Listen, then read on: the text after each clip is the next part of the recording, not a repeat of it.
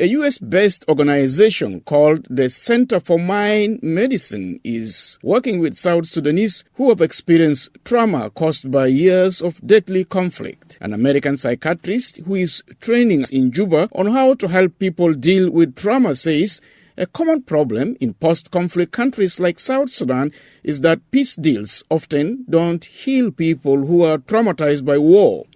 Winnie Chirino has more for VOA from Juba. Breathe in as we raise our arms like this, all the way up, and then breathe out and let the thoughts go. That's James Samuel Gordon, a top expert in trauma healing, describing to Juba residents the kind of exercises one can perform to ease stress.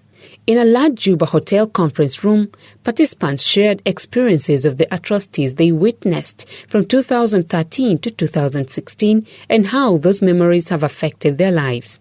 Juba resident Nyanachek Padiek, a mother of two, says she was born, raised and married in wartime. She says before she started attending trauma healing sessions, she always thought of the past which made her feel sick. Padiek says after attending her second trauma healing training class, she believes she is beginning to heal. What I experienced on my age, on my younger time, also my kids has also experienced. It's all about war, killing, dying, running. So for all of that, I've been going through difficulties that even give me too many diseases in my body that I witnessed after the training. It was because of the trauma I'm through. Participant Chol Kwedit says his elder brother was gunned down in 2015. He says it took him long to accept the fact that his brother, the main breadwinner in the family, was not coming back. I lost somebody very important in my life, and what can I do? I have no choice. Life is not like you can go and buy another life and put. I say I have to accept it. It has gone.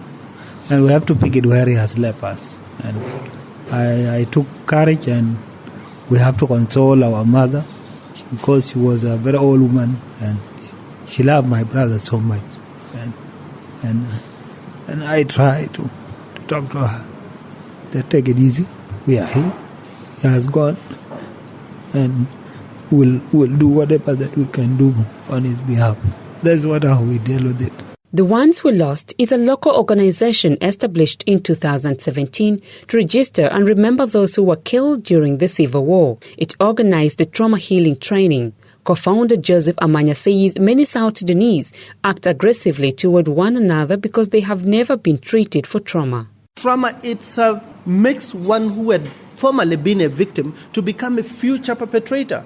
And we as South Sudanese need to begin fighting these gaps so that we don't produce tomorrow's perpetrators.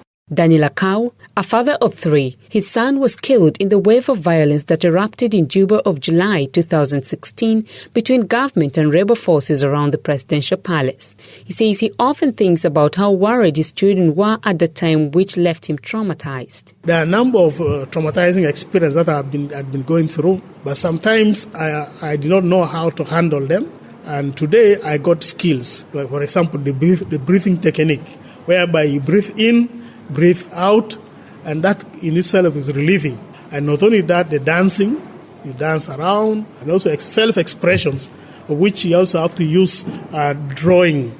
Gordon, the Center for Mind-Body Medicine Executive Director, says breathing slowly and deeply balances the agitation and anger one has accumulated over time. He says most of the people taking part in the training have lost loved ones during the war.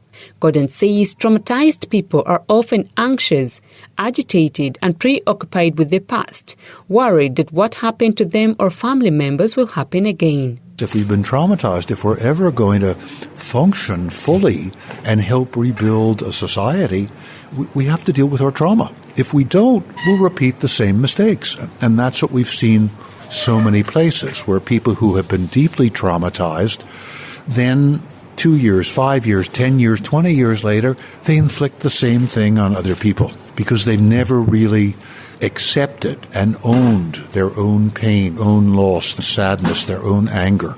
So they take it out on other people. In 2016, Amnesty International reported that decades of fighting within Sudan caused widespread psychological distress, even before the South gained independence in 2011, long before South Sudan's civil war, which began in 2013. For VOA News, I am Winnie Sereno in Juba.